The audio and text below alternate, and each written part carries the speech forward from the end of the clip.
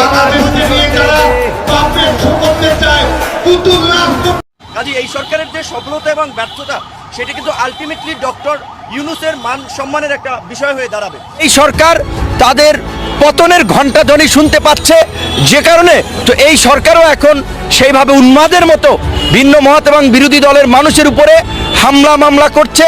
আজকে কেন প্রধান উপদেষ্টা সাহেব আপনি যদি মানুষ হয়ে থাকেন, এবার মনে হয় ইউনূসের বিদায় ঘণ্টা বেজেই গেল, কারণ ডক্টর ইউনূস সহ 62 জনের বিরুদ্ধে আন্তর্জাতিক আদালতে যে মামলা করা হয়েছিল সেই মামলার হাজিরা দিতে অতি দ্রুত ইউনূসকে নির্দেশ দিল যুক্তরাষ্ট্র। Mohammed Yunus has made, we have been following the case against. সবাই ভালো এবং সুস্থ আছেন, স্বাগত জানাচ্ছি আমাদের আরেকটি নতুন ভিডিওতে। সুপ্রিয় দর্শক মণ্ডলী, ভিডিওর থাম্বনেল বা টাইটেল ও ভিডিওর কিছু অংশবিশেষ দেখে আপনারা ইতিমধ্যে বুঝতে পারছেন যে আজকের ভিডিওটি কতটা গুরুত্বপূর্ণ। ভিডিওর অংশবিশেষগুলো দেখে আপনারা রীতিমতো অবাক হয়েছেন। সুপ্রিয় দর্শক, সেই অংশবিশেষগুলোর বিস্তারিত আলোচনা দেখলে আপনারা আরও বেশি অবাক হতে বাধ্য হবেন। আসুন আমরা সেই বিস্তারিত আলোচনাটা দেখে আসি। আপনাদের প্রতি বিশেষ অনুরোধ জানাচ্ছি সম্পূর্ণ ভিডিওটি দেখার জন্য। সম্পূর্ণ ভিডিওটি দেখলে আপনারা বুঝতে পারবেন যে রাজনীতির মোড়টি কোন দিকে যাচ্ছে এবং বাংলাদেশ আবার কোন দল ক্ষমতায় আসতে যাচ্ছে, এই বিষয়টি আপনারা বুঝতে পারবেন। আসুন আমরা সেই বিস্তারিত আলোচনা সম্পূর্ণ ধৈর্য সহকারে ভিডিওটা দেখে আসি। সরকার তাদের পতনের ঘণ্টাধ্বনি শুনতে পাচ্ছে, যে কারণে তো এই সরকারও এখন সেইভাবে উন্মাদের মতো ভিন্ন মত এবং বিরোধী দলের মানুষের উপরে হামলা মামলা করছে। তাদের রাজনৈতিক কর্মসূচি করতে দিচ্ছে না, প্রশাসন দিয়ে বাধা দিচ্ছে। জনগণ রাজপথে নামা শুরু করছে, প্রতিবাদ শুরু করছে এবং সেই প্রতিবাদ আন্তর্জাতিক পরিসরে পরিমণ্ডল থেকেও ইতিমধ্যেই শুরু হয়েছে। আপনাদেরকে আমেরিকা নিষেধাজ্ঞা দিচ্ছে, আপনাদের কারণে রাষ্ট্রের আইন শৃঙ্খলা বাহিনী বিতর্কিত হচ্ছে এবং সরকার যদি নিজেদের সেফটি চায়, নিজেদের যদি আত্মরক্ষা চায়, তাহলে সরকারের উচিত এখনই এই সারা বাংলাদেশে যারা ভিন্নমত এবং বিরোধীদের উপরে হামলা মামলা করছে তাদেরকে গ্রেপ্তার করা, তাদেরকে বিচারের মুখোমুখি করা এবং জনগণের কাছে ক্ষমা চেয়ে পদত্যাগ করা। হামলায় জড়িতদেরকে গ্রেপ্তার করতে হবে, বিচারের মুখোমুখি করতে হবে। যদি গ্রেপ্তার এবং বিচার না করা হয়, কিছুদিন দেখে আমরা পরবর্তী কর্মসূচি ঠিক করব।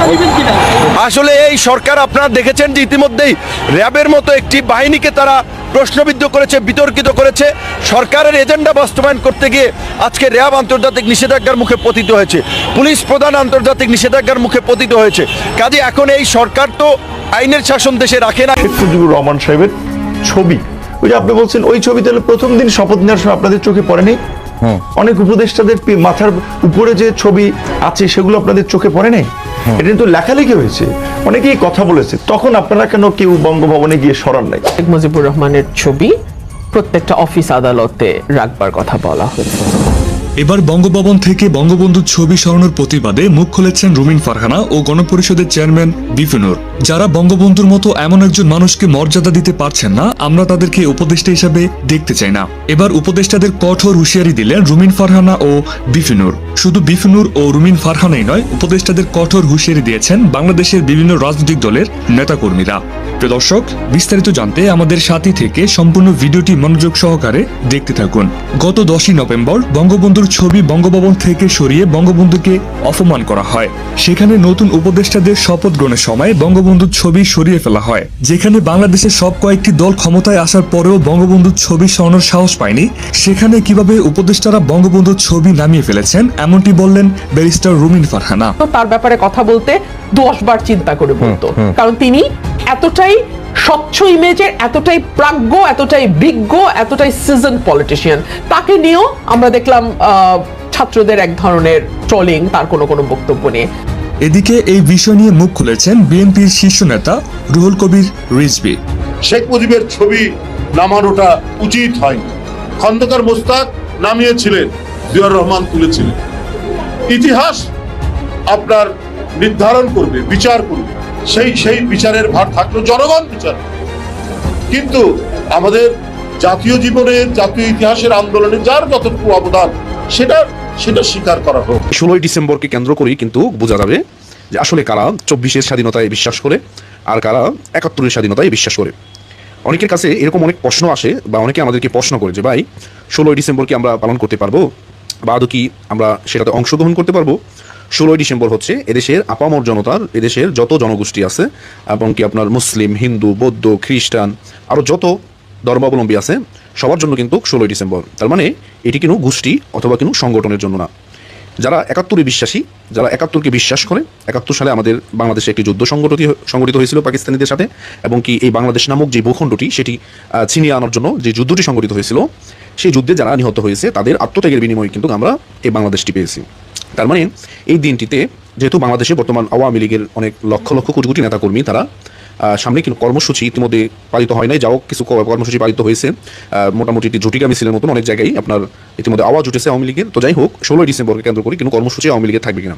অবশ্যই থাকবে। এদেশের আওয়ামী লীগ বাংলাদেশের একটি বিশাল বড় একটি সংগঠন, এবং কি 71-এর যুদ্ধের নেতৃত্ব দানকারী হচ্ছে বাংলাদেশ আওয়ামী লীগ, এবং কি এই দল আপনার গোটা বাংলাদেশের মধ্যে সবচেয়ে বড় জনপ্রিয় একটি দল হচ্ছে বাংলাদেশ আওয়ামী লীগ। অনেকেই বলতে পারেন যে তারা তো ইতিমধ্যে ফ্যাসিস্ট হিসাবে পরিচিত হয়েছে। আসলে কে ফ্যাসিস্ট, কে আপনার ভালো, এগুলো জনগণই নির্ধারণ করবে ভোটের মাধ্যমে, যদিও ভোট হওয়ার কোনো সম্ভাবনা বাংলাদেশে নাই। তো যাই হোক, এটি কিন্তু যে 16ই ডিসেম্বরকে কেন্দ্র করে কিন্তু কর্মসূচি থাকবে কিনা, অবশ্যই দলীয় সকল নেতাকর্মীরা আপনারা গিয়ে তাদেরকে শ্রদ্ধা জানাবেন, বিজয় দিবস পালন করবেন, এবং কি দলীয়ভাবে কর্মসূচিও আসতে পারে, সেজন্য সবাইকে অপেক্ষাও করতে হবে, এবং কি এই দিনটিতে সবাইকে রাস্তায় আসতে হবে, এবং কি আপনার শহীদদের স্মরণে বিজয় দিবস যে দিনটি সেটি। এবার মনে হয় ইউনূসের বিদায় ঘন্টা বেজেই গেল, কারণ ডক্টর ইউনূস সহ 62 জনের বিরুদ্ধে আন্তর্জাতিক আদালতে যে মামলা করা হয়েছিল সেই মামলার হাজিরা দিতে অতি দ্রুত ইউনূসকে নির্দেশ দিল যুক্তরাষ্ট্র। Mohammed Yunus has made, we have been following the case against him closely. দর্শক, ডোনাল্ড ট্রাম্প ক্ষমতায় বসার পরপরই ইউনূসের গদি নড়বড় হতে লাগলো, আর মনে হয় না বেশি দিন ক্ষমতায় বসে থাকতে পারবেন ইউনূস।